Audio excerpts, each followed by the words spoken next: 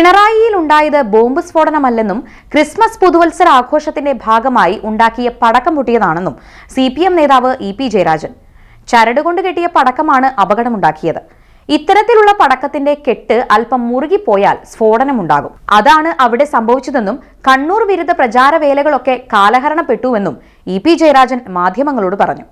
പടക്കം പൊട്ടിയതിനെ ബോംബ് സ്ഫോടനമായും അക്രമോത്സുകമായ തയ്യാറെടുപ്പായും വ്യാഖ്യാനിച്ച് ദയവ് ചെയ്ത് സമാധാന അന്തരീക്ഷത്തെ ആരും തകർക്കരുത്. കണ്ണൂരിന്റെ സമാധാനവും കണ്ണൂരിന്റെ ഇന്നത്തെ അന്തരീക്ഷവും കൂടുതൽ ശക്തിപ്പെടുത്താൻ കഴിയണം. CPM അതാണ് ആഗ്രഹിക്കുന്നത്. ഇതനുസരിച്ചാണ് ഞങ്ങൾ പ്രവർത്തിച്ചുകൊണ്ടിരിക്കുന്നതെന്നും EP ജയരാജൻ പറഞ്ഞു.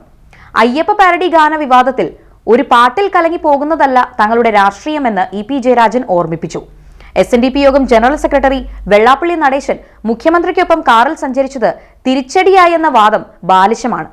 ആരെങ്കിലും വന്നതുകൊണ്ടും പോയതുകൊണ്ടും വോട്ടുകൾ നഷ്ടപ്പെടില്ല. വെള്ളാപ്പള്ളി കാരണം വോട്ട് കുറഞ്ഞെന്ന പ്രചാരണം ദുരുദ്ദേശപരമാണെന്നും EP ജയരാജൻ പറഞ്ഞു.